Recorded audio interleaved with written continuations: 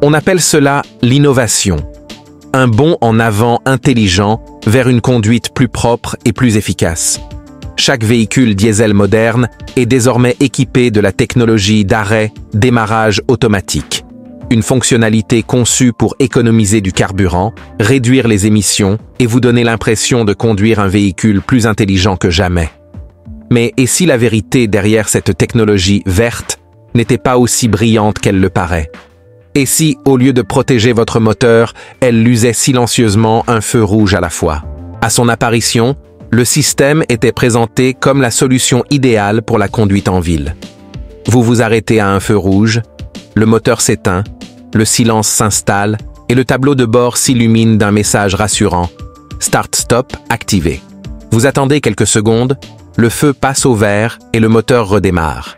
C'est une sensation de fluidité, moderne, efficace, voire futuriste. Mais derrière cette fluidité se cache un problème mécanique que peu de conducteurs remarquent. Les constructeurs vantent cette fonctionnalité pour améliorer votre consommation de carburant de 3 à 10%, notamment en ville. Ces chiffres, impressionnants sur une brochure, sont pourtant le fruit de tests qui ne correspondent pas à la réalité de la conduite quotidienne.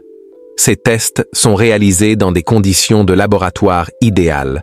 Température douce, arrêt court, sans climatisation, sans chauffage et sans charge électrique provenant des essuie-glaces, du dégivrage ou des phares. Dans ces conditions idéales, les chiffres sont certes excellents, mais en dehors du laboratoire, la situation change radicalement. Dans la réalité, les systèmes Start-Stop restent souvent inactifs lorsque vous avez le plus besoin de votre voiture, par temps de chaleur ou de froid extrême. Par un matin glacial, le chauffage consomme de l'énergie pour réchauffer l'habitacle. Par une journée étouffante, la climatisation se met en marche pour vous rafraîchir. Dans les deux cas, le moteur doit rester allumé, ce qui signifie pas de start-stop, pas d'économie. Même lorsqu'il s'active, la différence est minime. Un moteur diesel au ralenti pendant 1 minute ne consomme que quelques gouttes de carburant, souvent moins que ce qu'il en faut pour le redémarrer. Si l'on ajoute l'énergie et le carburant nécessaires au redémarrage constant, les économies promises commencent à s'évanouir.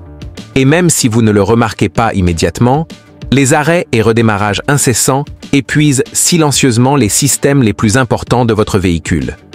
La batterie, par exemple, en subit les conséquences.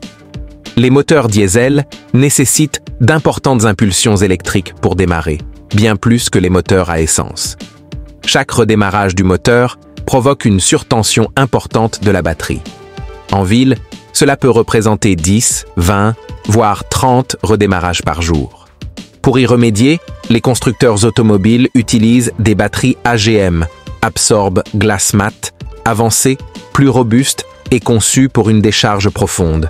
Mais il y a un coût caché. Ces batteries sont onéreuses, parfois le double des batteries standards, et se dégradent beaucoup plus rapidement sous l'effet des systèmes Start-Stop. Au lieu de durer 6 ou 7 ans, elles peuvent n'en survivre que 3 ou 4. Et lorsqu'elles finissent par tomber en panne, ce n'est jamais pratique, laissant souvent les conducteurs bloqués sans aucun avertissement. Le démarreur est également mis à rude épreuve. Les démarreurs traditionnels sont conçus pour environ 30 000 à 50 000 démarrages au cours de leur durée de vie. Mais sur les véhicules équipés de systèmes Start-Stop, ce nombre peut facilement tripler. Même si les véhicules diesel modernes utilisent des démarreurs renforcés pour supporter la charge supplémentaire, leur utilisation constante entraîne une usure plus rapide. La chaleur s'accumule, les balais internes se détériorent et les composants électriques s'affaiblissent. De nombreux propriétaires de véhicules diesel commencent à rencontrer des pannes de démarreur entre 96 000 et 130 000 km, soit bien plus tôt que sur une voiture sans système. Mais le plus gros problème, et celui dont la plupart des conducteurs n'entendent jamais parler, est la pression d'huile. Les moteurs diesel dépendent fortement d'un débit d'huile constant pour protéger leurs composants internes.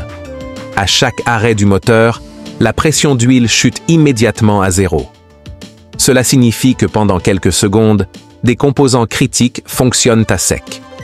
Le turbocompresseur, la pompe à carburant haute pression et les tendeurs de chaîne de distribution sont particulièrement exposés.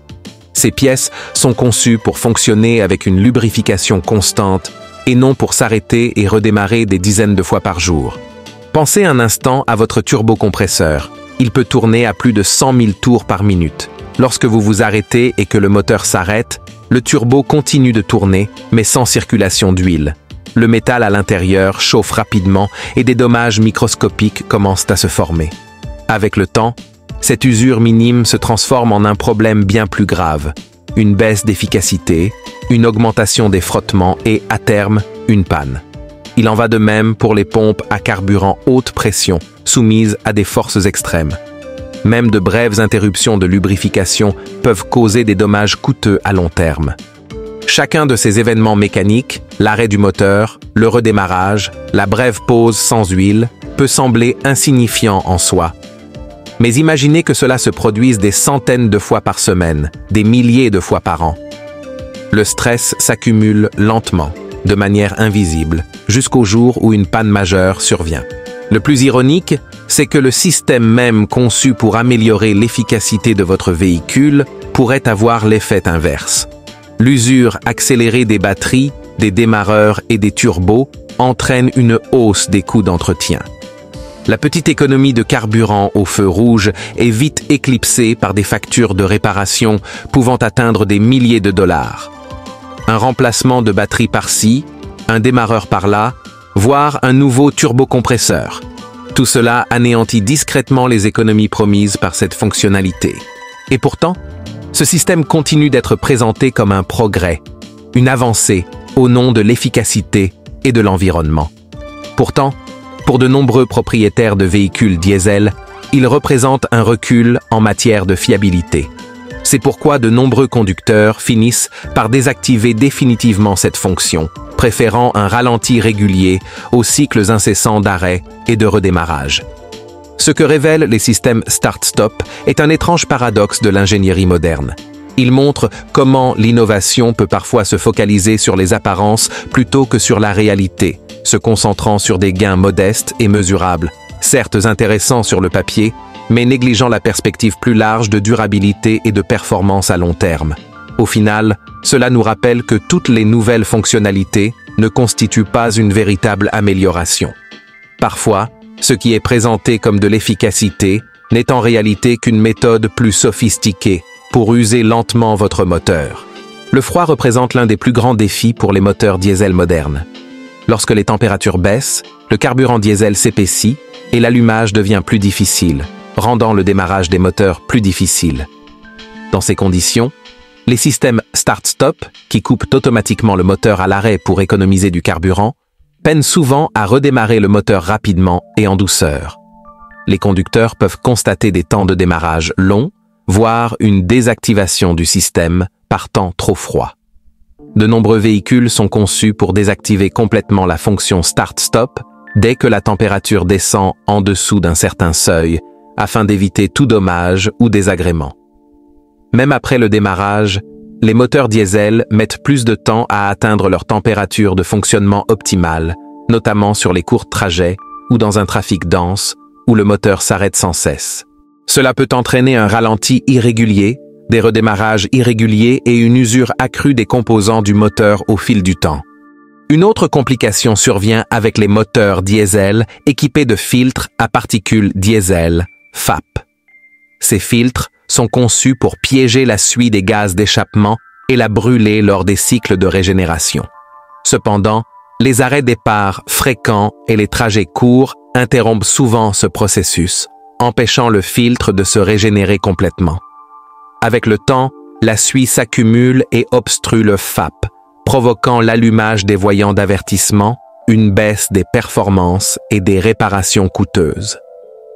De nombreux propriétaires de véhicules diesel ont signalé que leurs systèmes FAP sont devenus plus problématiques après l'introduction de la technologie FAP, nécessitant des nettoyages et des remplacements plus fréquents. Au-delà des difficultés mécaniques, l'électronique des systèmes start-stop ajoute encore plus de risques. Ces systèmes reposent sur un réseau complexe de capteurs qui surveillent tout, de la température du moteur à la pression d'huile, en passant par la charge de la batterie et la dépression des freins. Si l'un de ces capteurs tombe en panne, l'ensemble du système peut cesser de fonctionner. Diagnostiquer ces pannes peut s'avérer complexe et chronophage, car les systèmes Start-Stop sont étroitement intégrés à l'ordinateur de bord, à la commande de transmission et aux systèmes électriques du véhicule. Les réparations peuvent rapidement devenir coûteuses, non seulement en raison du nombre de pièces, mais aussi de la complexité de la main-d'œuvre. Compte tenu de ces inconvénients, il est naturel de se demander pourquoi les constructeurs continuent d'équiper la quasi-totalité des nouveaux véhicules de la technologie Start-Stop. La principale raison n'est pas la demande des clients, mais le respect des réglementations mondiales de plus en plus strictes en matière d'émissions et de consommation de carburant. Les gouvernements incitent les constructeurs automobiles à réduire leurs émissions de carbone et à améliorer leur rendement énergétique. Même une légère réduction de la consommation de carburant, obtenue principalement dans des conditions d'essai contrôlées, peut aider les constructeurs à atteindre les objectifs légaux. Ces résultats améliorent également les chiffres officiels de consommation de carburant d'un véhicule, ce qui est attrayant pour les autorités de réglementation et les consommateurs. En marketing, cela crée une impression d'innovation et de responsabilité environnementale, aidant les constructeurs à présenter leurs véhicules comme modernes et écologiques. Il y a aussi un aspect financier. Les systèmes Start-Stop peuvent générer des revenus supplémentaires pour les concessionnaires et les centres de services, parce qu'ils sollicitent davantage les composants comme les démarreurs et les batteries. Ces pièces doivent souvent être remplacées plus tôt que sur les véhicules non équipés de ce système. Les diagnostics et les mises à jour du système entraînent également des retours en atelier plus fréquents. Ainsi, la technologie Start-Stop aide non seulement les constructeurs automobiles à atteindre leurs objectifs environnementaux, mais assure également un flux constant de revenus liés à la maintenance. Il faut reconnaître que la technologie a considérablement progressé au cours de la dernière décennie. Les systèmes actuels sont beaucoup plus intelligents et adaptatifs. Les systèmes modernes de gestion de batterie surveillent en permanence la tension, la température et le niveau de charge pour garantir leur fiabilité. Lorsque les conditions ne sont pas idéales, par exemple en cas de froid extrême ou de batterie faible, ils désactivent automatiquement le système Start-Stop pour éviter tout problème potentiel.